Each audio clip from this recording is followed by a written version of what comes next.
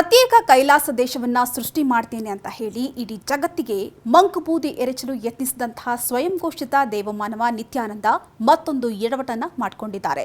Amazon ಕಾಡಿನಲ್ಲಿ ಇರತಕ್ಕಂತಹ ದಕ್ಷಿಣ ಅಮೆರಿಕದ ಬೊಲಿವಿಯಾ ದೇಶದ ಆದಿವಾಸಿಗಳ 3900 ಚದರ ಕಿಲೋಮೀಟರ್ ಭೂಮಿಯನ್ನ ಕಬಳಿಸಲು ಯತ್ನಿಸಿರುವುದು ಬಯಲಾಗಿದ್ದು, ಬೊಲಿವಿಯಾ ಸರ್ಕಾರ ಜಮೀನು ಹಂಚಿಕೆಯನ್ನ ರದ್ದು ಮಾಡಿ ಜಮೀನು ಕಬಳಿಕೆಗೆ ಮುಂದಾಗಿದ್ದಂತಹ ನಿತ್ಯಾನಂದ ಹಾಗೂ ಆತನ 20 ಭಕ್ತರನ್ನ ದೇಶದಿಂದ ಹೊರಹಾಕಲಾಗಿದೆಯಂತೆ. ಹೌದು, ಕೈಲಾಸ ದೇಶವನ್ನ ನಿರ್ಮಿಸುವಂತಹ ಸಲುವಾಗಿ ಅಮೆಜಾನ್ ಕಾಡಿನಲ್ಲಿ 3900 ಎಕರೆ ಭೂಮಿ ಖರೀದಿಗೆ ಆದಿವಾಸಿಗಳ ಜೊತೆ ಒಪ್ಪಂದವನ್ನ ಮಾಡಿಕೊಂಡು 1000 ವರ್ಷಗಳ ಅವಧಿಗೆ ಗುತ್ತಿಗೆ ಪಡ್ಕೊಂಡಿದ್ದಂತೆ.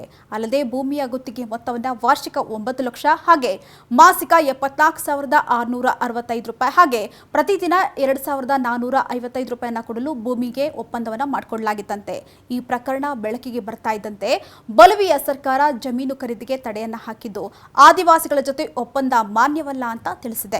ಇನ್ನು ಕೈಲಾಸವನ್ನ ನಿರ್ಮಿಸಲು ಮುಂದಾಗಿದ್ದಂತಹ ಪ್ರದೇಶ ಬೆಂಗಳೂರು ಗಾತ್ರಕ್ಕಿಂತ 5.3 ಹಾಗೆ ಮುಂಬೈ ಗಾತ್ರಕ್ಕಿಂತ 6.5 ಹಾಗೆ ಕೋಲ್ಕತ್ತಾಕ್ಕಿಂತ 19% ಅಧಿಕವಾಗಿದೆಯಂತೆ. ಅಂದಹಾಗೆ ಬೊಲಿವಿಯಾದಲ್ಲಿ ಭೂಮಿ ಕೊಳ್ಳಲು ಅನುಮತಿ ಇಲ್ಲ. ಆದರೆ ಸ್ಥಳೀಯರ ಹೆಸರಿನಲ್ಲಿ ಗುಪ್ತವಾಗಿ ಭೂಮಿಯನ್ನ ಪಡೆಯಲು ಅವಕಾಶ ಇದೆ. ಇದನ್ನೇ ಬಂಡವಾಳ ಮಾಡಿಕೊಂಡು ನಿತ್ಯಾನಂದನ ಪ್ರತಿನಿಧಿಗಳು ಸ್ಥಳೀಯರ ಹಿಂದೆ ತಿಂಗಳುಗಳ ಕಾಲ ಅಲೆದು ಗುತ್ತಿಗೆ ಪಡ್ಕೊಂಡಿದ್ರಂತೆ. ಆದರೆ ಮಾನ್ಯತೆ ಪಡೆಯದಂತಹ ದೇಶದೊಂದಿಗೆ ಒಪ್ಪಂದ ಮಾಡಲಾಗುವುದಿಲ್ಲ ಅಂತ ಈಗಾಗಲೇ ಒಪ್ಪಂದವನ್ನ ರದ್ದು ಮಾಡಲಾಗಿದೆ.